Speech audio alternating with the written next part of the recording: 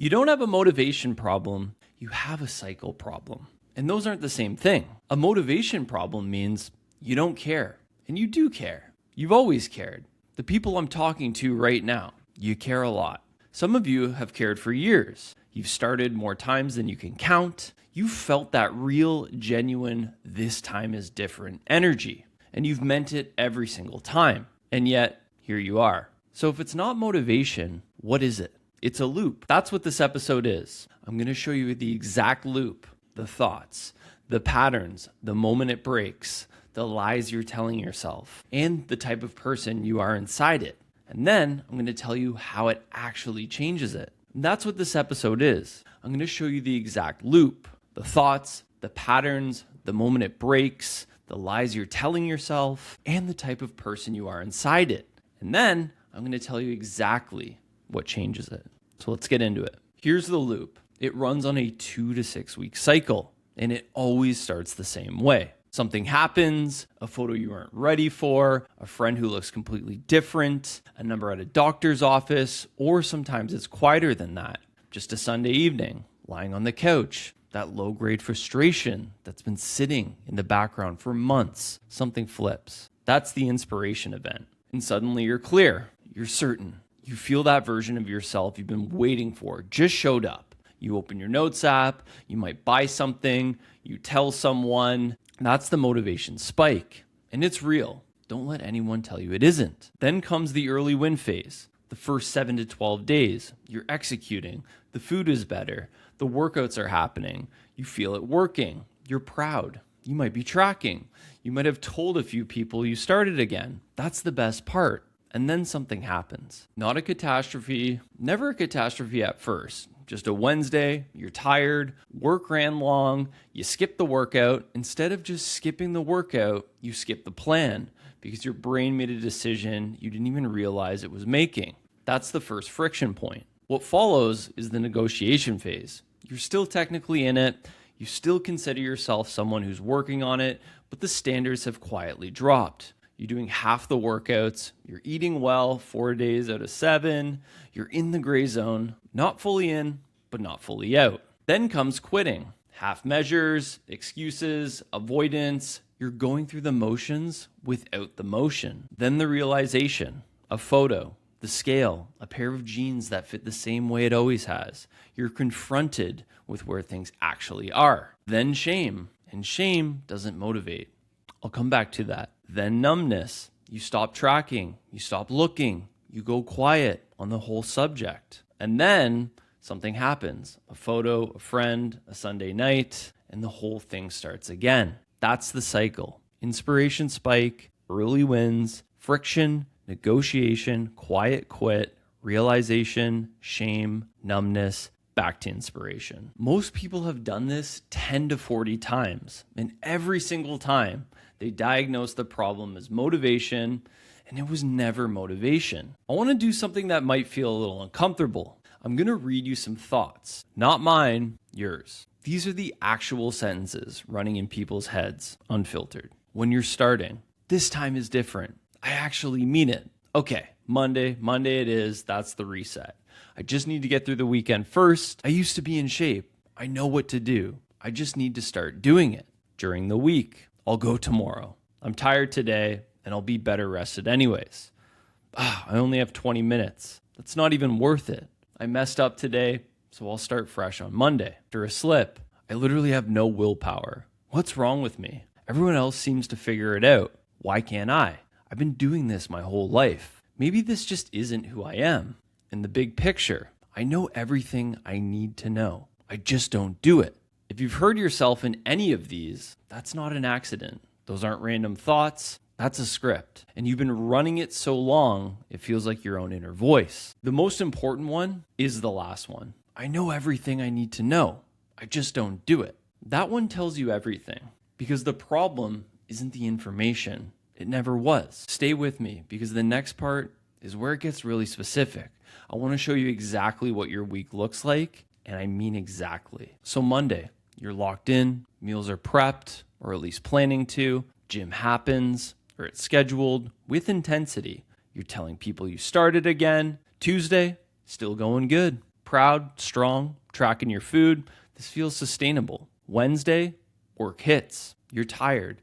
The workout gets shortened or skipped. Just this once. This is where the data shows most people plans actually begin to collapse. Not dramatically, quietly. And Thursday, you're either back on track or you're already in a quiet spiral and just haven't admitted it yet. Friday, one of two modes. You're either holding on by pure stubbornness or it's basically the weekend and happy hour begins. Saturday, complete chaos or complete overcorrection. Either you're off the plan entirely and you're telling yourself you earned it, or you have brutal guilt, workout, and eat nothing. No middle ground. Sunday, anxiety and hope at the same time. Meal prep intention, some execution, some Netflix, reset mindset, open the notes app. And Monday comes again. You're not undisciplined. You have a structure that has no plan for Wednesday. And Wednesday comes every single week. And here's where it gets a little uncomfortable, because most people are living with a gap between what they say about their fitness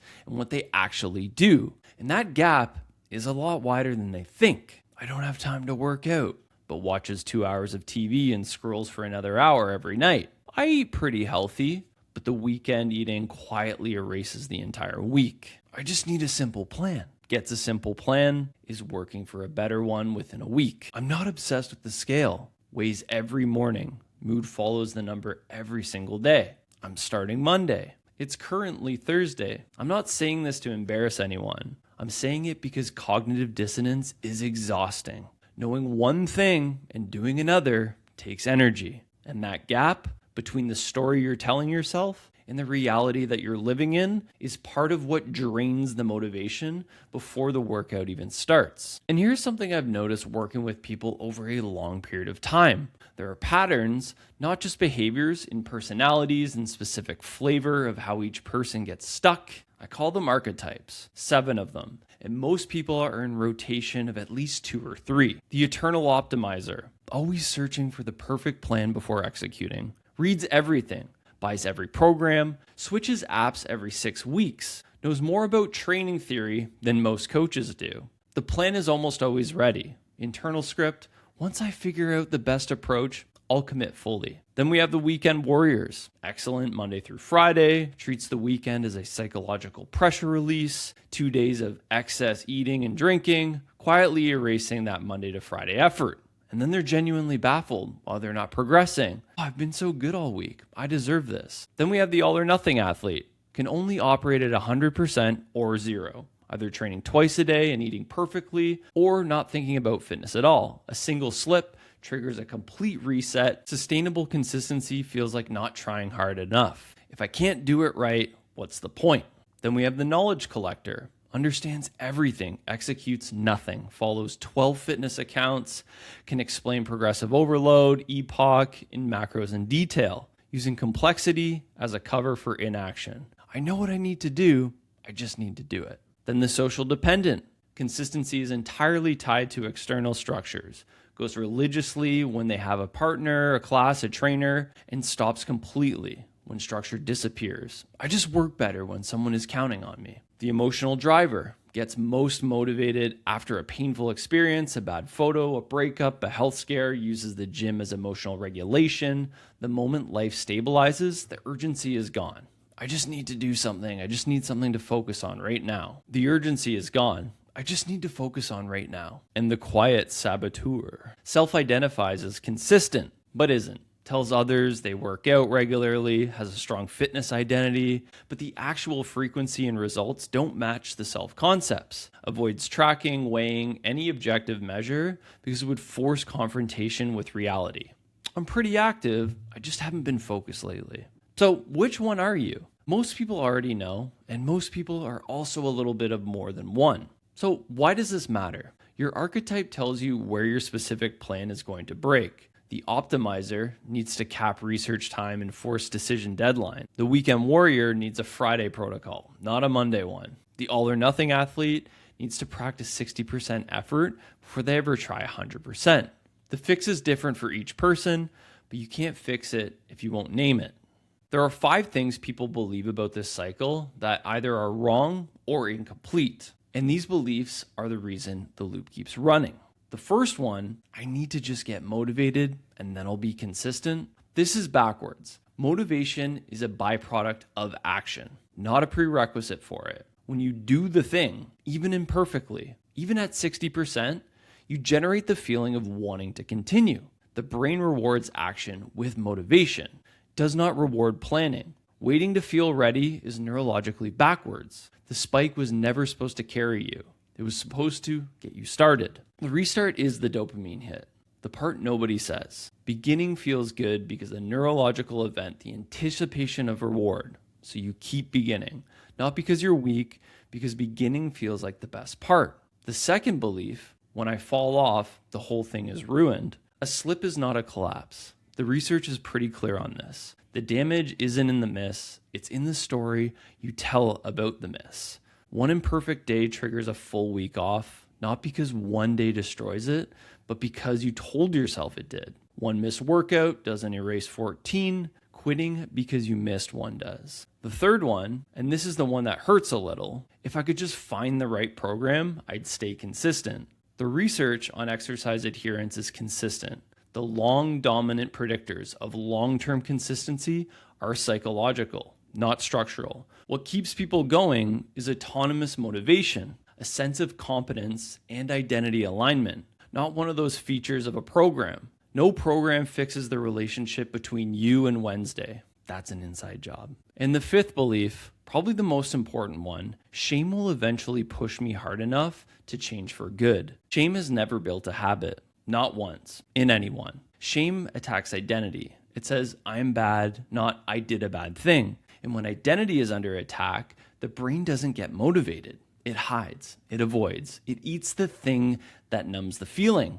Every time you felt bad enough to start and then stopped, the shame wasn't working. It was buying you a few days of action before the relief of quitting resets the clock. Hating yourself into consistency is not the strategy. It's the cycle with extra suffering built in. Here's the actual diagnosis. You built a plan for the version of you that wakes up rested and fired up. The one with a clear calendar and meal prepped fridge and the motivation spikes still running hot. And that version of you shows up for about 10 days. What shows up every other week is a different person. 4 hours of bad sleep, a full inbox, a social invite this weekend, and zero motivation. And that version has no plan. She just has the fading memory of a certain way you felt on Sunday.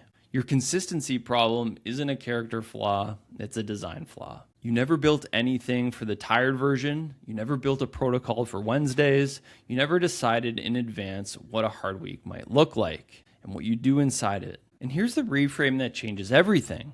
The problem isn't falling off. The problem is what you do next. Every time you've exited the cycle, you've exited to go find a cleaner starting point, a better Monday, a better program, a better version of yourself who's finally ready. That version isn't coming. And the starting over isn't the reset you think it is. It's the loop. The starting over is the loop. What you actually need to practice isn't starting. You've already proven that you can start. You've done it 100 times. What you need to practice is not stopping. So here's 4 things, not 10, not a new program, 4 things. Number 1, one slip is allowed. 2 in a row is the line. Miss once, it's data. You're tired. Life happened. The workout didn't.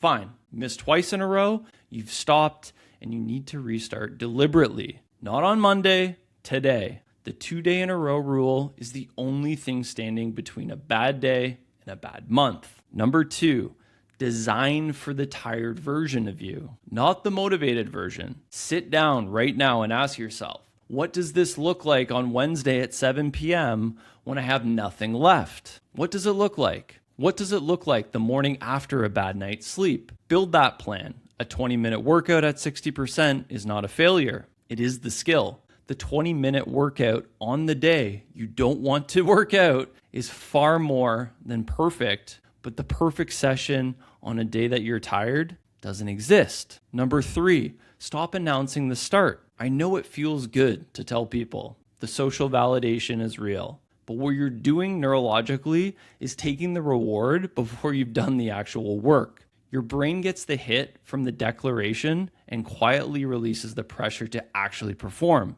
Keep it quiet let the results be announcement. Number 4, practice not stopping instead of starting over. The goal is not perfection. The goal is becoming someone who has an off day and keeps going, someone who has an off week and keeps going. It's because they built something that they don't need motivation to run on. That's the entire skill. And the only way to build it is to stay in it when things get boring, when things get hard, when it stops feeling new, instead of exiting to find a cleaner new beginning. You're not someone who can't stay consistent.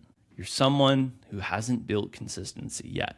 There is a difference, and it matters more than you know. The version of you that handles Wednesday, that handles the bad week, the slow results, the social event, the morning when your body says no, that version exists. She's not waiting for the right program or the next Monday or the next inspiration event. She's built in the boring, average, non-inspirational Tuesday workout that you keep skipping. Go build that. If this episode mapped your pattern, share it with someone who needs to hear it. And if you're ready to actually break the cycle, not just understand it, that's what I do. Reach out to me. The link's in the description. And as always, keep showing up.